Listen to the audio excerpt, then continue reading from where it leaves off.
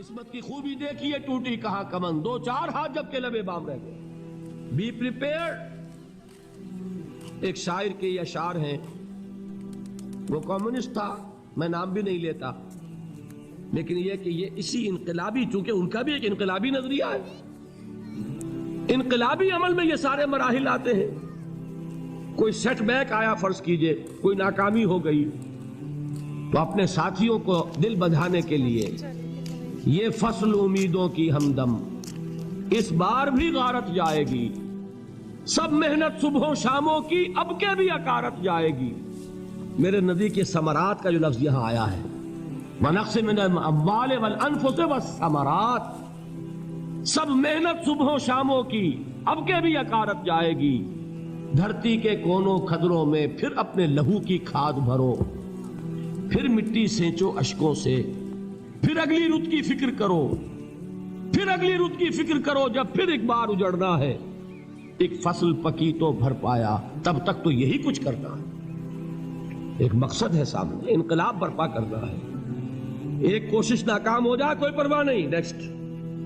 پھر تیار رہو ناکامی کے لیے. ایسا نہ ہو جو انگریزی میں کہتے ہیں hope for the best but be prepared for the worst.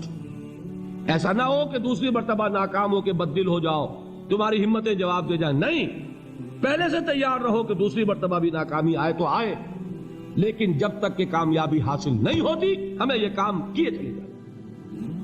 دیکھیے سیرت میں آیا کہ نہیں یہ واقعہ. بدر میں مسلمانوں کو فتح ہوئی تو احد میں زک پہنچی کہ نہیں؟ 70 صحابہ شہید ہوئے کہ نہیں؟ اگر ان کی ہمتیں جواب دے جاتی تو گاڑی کیسے چلتی آگے؟ تو فرمایا وَلَنَبْلُوَنَّكُمْ بِشَيْءٍ مِّنَ الْخَوْفِ وَالْجُوعِ وَنَقْصٍ مِّنَ الْأَمْوَالِ وَالْأَنفُسِ وَالثَّمَرَاتِ. ہم تمہیں لازم آزمائیں گے، خوف کی کیفیت سے، فقر و فاقے کی کیفیت سے، بھوک سے، جان کے نقصان سے، مال کے نقصان سے، محنتوں کے حاصل کے ضائع ہو جانے سے. وَبَشِّرِ الصَّابِرِينَ، اور اے نبی بشارت دیجئے صبر کرنے والوں کو. الَّذِينَ إِذَا أَصَابَتْهُمْ مُصِيبَةٌ، وہ کہ جب ان پر کوئی تکلیف آئے، کوئی مصیبت آئے، کوئی آزمائش آئے، قالوا انا للہ وانا الیہ راجعون، وہ یہ کہیں کہ ہم اللہ ہی کے ہیں، اللہ ہی کی طرف لوٹ جانا ہے. یہ وہی انداز ہے جو میں نے فارسی کا شعر سنایا تھا آپ کو کہ سرے تسلیم خم ہے جو مزاج یار میں آئے. وہ ہمارا مولا ہے، ہمارا آقا ہے، اگر اسے یہی منظور ہے تو ہمیں بھی یہی منظور ہے. میں نے تسلیم و رضا کی بات کی تھی نا، آپ کو کچھ شعر سنائے تھے. ایک شعر اور سنیے، اور یہ کس کا ہے؟ محمد علی جوہر کا. ایک مرتبہ جیل گئے، ان کی ایک بیٹی جوان بیمار ہوئی، فوت ہو گئی. باہر چھوڑا انگریز نے، جاؤ بھائی دفن کر دو بیٹی کو. دوسری مرتبہ جیل گئے، دوسری جوان بیٹی اسی مرض میں مبتلا ہوئی. اب یہ جیل میں ہے، خبر پہنچی کہ دوسری بیٹی کے اوپر بھی اسی مرض کا حملہ ہوا ہے. ایک نظم لکھی ہے جس کا آخری شعر یہ ہے، تیری صحت ہمیں منظور ہے لیکن اس کو نہیں منظور تو پھر ہم کو بھی منظور نہیں. یہ ہے، جب تک یہ کیفیت نہ ہو اس میدان میں آدمی ثابت قدم نہیں رہ سکتا کہ میرے رب کو اگر یہ منظور ہے تو یہی مجھے منظور ہے، اور تیری صحت ہمیں چاہیے تو ضرور، لیکن ہمارے رب کو منظور نہیں تو ہمیں بھی منظور. راضی برضائے رب. وَبَشِّرِ الصَّابِرِينَ الَّذِينَ إِذَا أَصَابَتْهُمْ مُصِيبَةٌ قَالُوا إِنَّا لِلَّهِ وَإِنَّا إِلَيْهِ رَاجِعُونَ. نہ شود نصیب دشمن کے شود ہلاک تیغت، سر دوستہ سلامت کے تو خنجر آزمائے. اولئک علیہم صلوات من ربہم ورحمہ، یہی ہے وہ لوگ جن پر ان کے رب کی طرف سے عنایتیں ہیں اور رحمتیں ہیں. وَأُولَئِكَ هُمُ الْمُهْتَدُونَ، اور یہی ہے وہ لوگ جو کامیاب ہونے والے ہیں، ہدایت پانے والے، ہدایت یافتہ. اسی سورہ بقرہ میں ذرا آگے چل کر، یہ تو ہے 20واں رکوع، 19واں رکوع، 21ویں رکوع کی پہلی آیت ہے، لَيْسَ الْبِرَّ أَن تُوَلُّوا وُجُوهَكُمْ قِبَلَ الْمَشْرِقِ وَالْمَغْرِبِ وَلَكِنَّ الْبِرَّ مَنْ آمَنَ بِاللَّهِ وَالْيَوْمِ الْآخِرِ وَالْمَلَائِكَةِ وَالْكِتَابِ وَالنَّبِيِّينَ وآت المال على حبه ذوي القربى واليتامى والمساكين وابن السبيل والسائلين وفي الرقاب وأقام الصلاة وآتى الزكاة والموفون بعهدهم إذا عاهدوا والصابرين في البأساء والضراء وحين البأس۔ اب یہ آیت جو ہے سورۃ العصر میں جو مضامین آئے تھے سارے اس میں موجود ہیں۔ وہاں ایمان کا لفظ آیا، یہاں 5 ایمانیات کی تفصیل آ گئی، اعمال کی تفصیل آئی، اور آخری بات وہاں کیا ہے وَتَوَاصَوْا بِالصَّبْرِ، اور یہاں کیا ہے وَالصَّابِرِينَ فِي الْبَأْسَاءِ وَالضَّرَّاءِ وَحِينَ الْبَأْسِ، اور صبر کرنے والے، اصل نیکی ان کی ہے جو صبر کریں، کس میں؟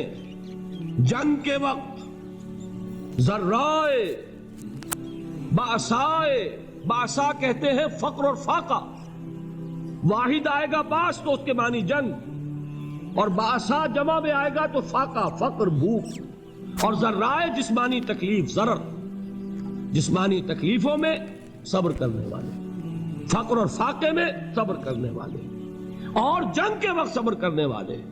اولئک الذین صدقوا واولئک هم المتقون، یہ ہیں وہ لوگ جو صبر کرنے والے ہیں، یہ ہیں جو سچے ہیں، جو اپنے دعوے میں نیکی کے اور ایمان کے صادق ہیں، اور یہی وہ لوگ ہیں جو متقی ہیں۔ اگلی سورت ہے سورہ آل عمران، اس میں 2 لفظ آئے ہیں، آخری آیت، یا ایھا الذین آمنوا اصبروا وصابروا ورابطوا واتقوا اللہ لعلکم تفلحون۔ دیکھیے یہاں صبر اور صابر جو تعلق جہد اور جہاد کا ہے وہی ہے صبر اور مصابرت۔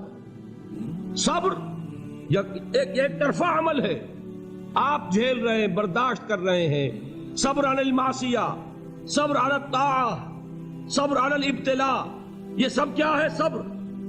اور مصابرت کیا ہے؟ صبر کا صبر سے مقابلہ۔ یہ سورہ آل عمران، اب وقت نہیں ہے میں آپ کو سناتا اللہ تعالیٰ نے کیسے کیسے مسلمانوں سے کہا، مسلمانوں تمہیں زک پہنچی ہے تو انہیں بھی تو پہنچی تھی، ان کے 70 نہیں مارے گئے تھے بدر میں، ان کے حوصلے جو ہیں وہ تو پست نہیں ہوئے، وہ اگلے سال آ گئے تم پر چڑھائی کر کے، تم کیوں اتنا برا مان رہے ہو؟ تمہارے دل اتنے زخمی کیوں ہو گئے؟ تمہیں تکلیف پہنچتی ہے تو انہیں بھی پہنچتی ہے۔ اپنی غیرت جو ہے ہمیں ذرا اس کا جائزہ لینا چاہیے۔ لوگ باطل نظریات کے لیے کتنی قربانیاں دے رہے ہیں، لوگ باطل چیزوں کے فروغ کے لیے کتنی محنتیں کر رہے ہیں۔ جیسا کہ میں نے ابھی کہا تھا، اسی غیرت کو چیلنج کرنے کے لیے، ذرا آپ کی حمیت دینی کو جوش دلانے کے لیے، قادیانی نوجوان کتنی تعداد میں اپنے آپ کو دین کے لیے وقف کرتا ہے، اور آپ کتنے نوجوان ہیں جو اپنے آپ کو دین کے لیے وقف کرتے ہیں، اور ہوں وہ کھاتے پیتے گھرانوں کے لوگ۔ یہ نہیں ہے کہ اگر کوئی اور کام نہیں کر سکتا تو پھر یہ ہے کہ وہ دین کے کام میں لگ جائے۔ باصلاحیت لوگ، کھاتے پیتے لوگ، ذہنی استعداد رکھنے والے لوگ، اونچے گھرانوں کے لوگ، وہ وقف کریں اپنے آپ کو دین کے لیے۔ اس کے بغیر کیسے باہر آ جائے گی، کیسے رونق آ جائے گی؟ تو دنیا میں باطل نظریات والے جو ہیں، یہ بات کہی گئی ہے، مسلمانوں تم اگر توحید کے لیے لڑ رہے ہو، دیکھتے نہیں ابو جہل کو، اس نے گردن کٹوائی ہے شرک کے لیے، شرک کے لیے گردن کٹوائے، اور تم توحید کے لیے گردن کٹوانے کو تیار نہ ہو۔ اس نے گردن کٹوائی کہ نہیں کٹوائی؟